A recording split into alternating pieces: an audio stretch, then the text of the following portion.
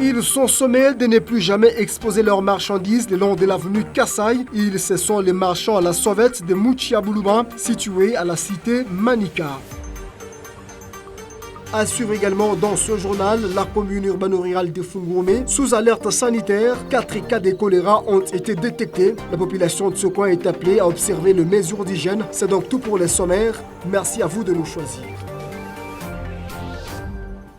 Très heureux de vous retrouver sur Wango Télévision. Madame, Messieurs, merci à vous de nous faire confiance. Nous le disions au sommaire de ce journal, commune de Manika. Le marchand de Mouchiaboulouma étalant leurs marchandises le long de l'avenue Kassai sont sommés de libérer cette artère publique. La décision vient de tomber tel un coup de tonnerre. Difficile pour ces vendeurs à la sauvette d'accepter cette mesure. Je vous prie de suivre cet élément de reportage. Ce sont des marchands du dépôt Mouchiaboulouma pris en colère. Ils sont sommés de libérer l'emprise de l'État qui autrefois servait les lieux d'étalage de leurs produits vivriers. Ces vendeurs doivent exercer leurs activités commerciales à l'intérieur du marché. Pour ce marchand, la capacité d'accueil de ces milieux de négoce ne permet pas à tout marchand d'avoir une place. Leurs produits sont mal conservés à l'intérieur du dépôt. Cette situation le ronge au plus haut point. Le marché est très petit car les places sont limitées. Nos marchandises sont confinées dans les dépôts, cela entraîne la pourriture de nos produits. Qu'on nous donne même une ligne pour nous permettre de vendre, puisqu'ils nous ont surpris, sans toutefois nous donner un délai. La plupart de nos marchandises ont pourri. Papa Solution a envoyé une brigade pour nous chasser à la place où nous vendions. Pourtant, on a payé 45 000 francs congolais aux agents de petites et moyennes entreprises. Mais on n'a pas de jetons. Les marchands demandent une mesure de grâce auprès des autorités provinciales pour couler leurs marchandises. Et puis au quartier Ewabora, les maisons d'habitation sont menacées d'écroulement par une tête d'érosion. Les habitants de ce coin de la ville de Kolwezi lancent un SOS au gouvernement provincial pour éradiquer cette érosion et surtout éradiquer son expansion. Je vous prie de suivre cet élément de reportage pour plus de précision. C'est une érosion d'environ 3 mètres de profondeur qui enclave petit à petit les quartiers Ewabora au reste de la ville de Kolwezi.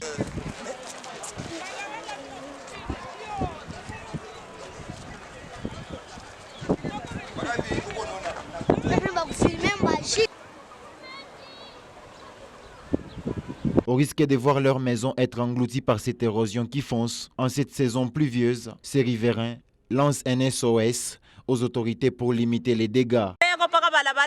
Elle dit, nous souffrons. Les enfants tombent dans cette fosse ainsi que les motards. Que les autorités nous viennent en aide en arrangeant cette route.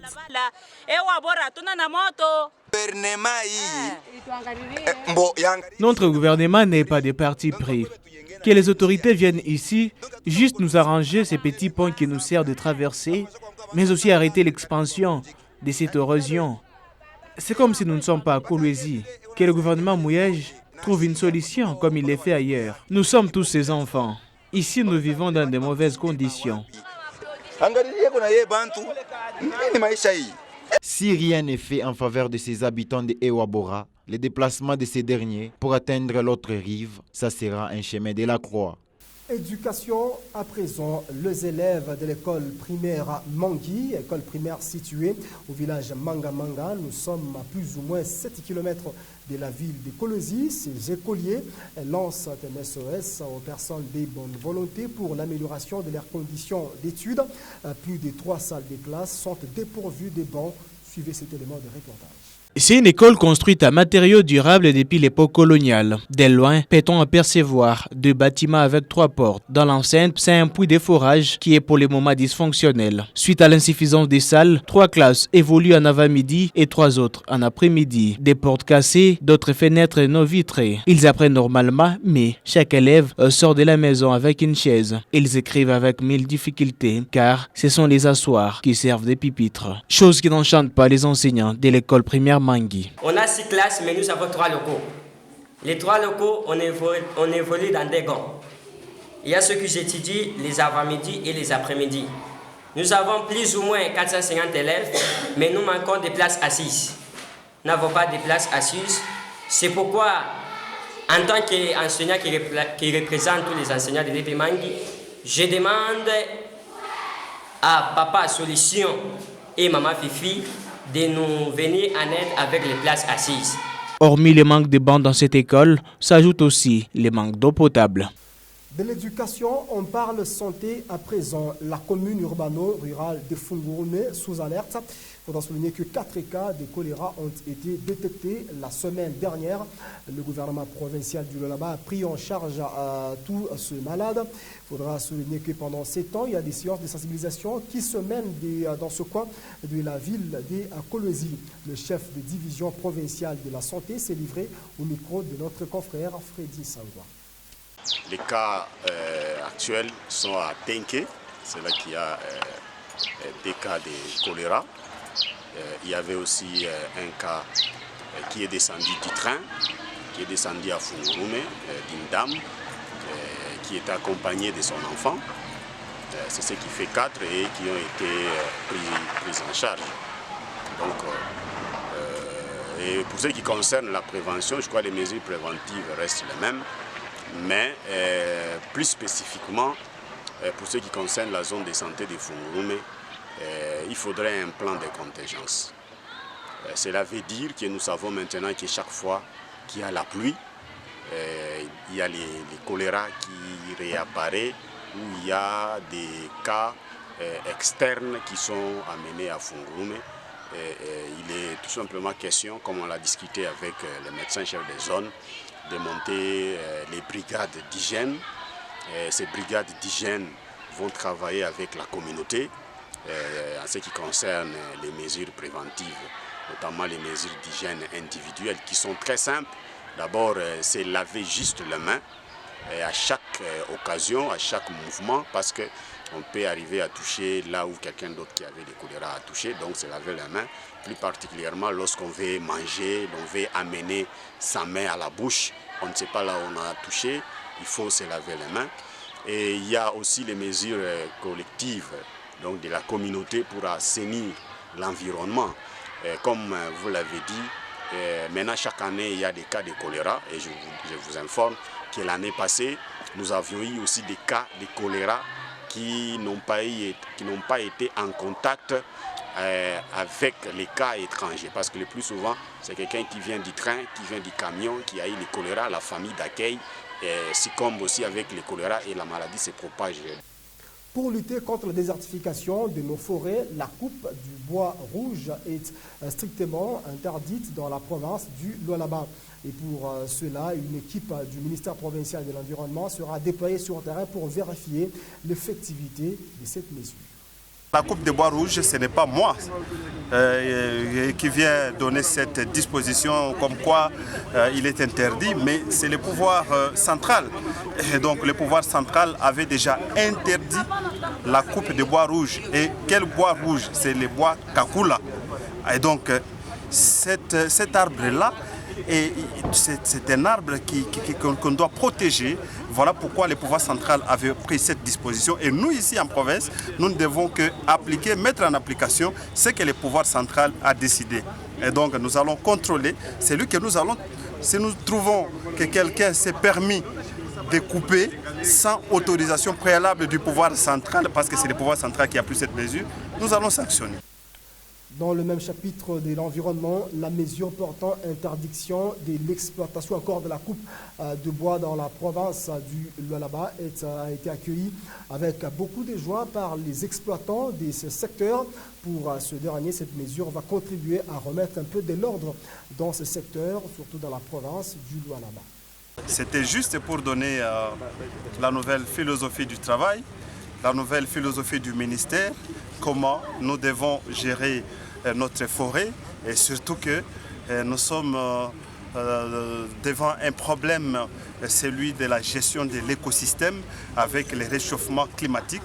Et donc, en tant que tel, il fallait à tout prix échanger avec eux, donc donner la nouvelle orientation et aussi les écouter par rapport aux problèmes majeurs auxquels ils sont confrontés dans la réalisation de leur travail. Nous allons procéder à la fermeture momentanée de l'exploitation de la forêt. C'est pour nous rendre compte de voir ou encore mettre de l'ordre dans les secteurs. On doit savoir qui fait quoi dans l'exploitation de la forêt. C'est en ces termes que s'est adressé le ministre provincial de l'Environnement Alain Kantenga aux exploitants forestiers répartis en 5 catégories, entre autres les concessionnaires, les coupeurs de bois, les détenteurs des scieries, les vendeurs de bois sciés et les acheteurs de bois. Cette mesure de fermeture de l'exploitation forestière dans la province du Lualaba a été accueillie à bras ouverts par les exploitants de bois. Blaise, détenteur d'une scierie. C'est bien, c'est une façon aussi d'encadrer les Congolais. Nous avons une constitution qui nous régit. Et lorsque quelqu'un dit qu'il est derrière la loi, donc il n'est pas étranger, il est Congolais. Et nous attendons voir ces mesures et je trouve que ça serait la bienvenue vraiment.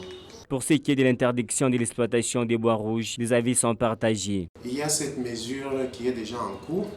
Et même hier, nous avons aussi discuté autour de ça, mais il ne s'agit pas de ces bois rouges que vous voyez. Il s'agit de l'espèce rare, et d'ailleurs qui coûte très cher sur le marché mondial, qu'on appelle Kakula. Et c'est cette espèce rouge, ou le bois rouge en question, qu'on a interdit l'exploitation.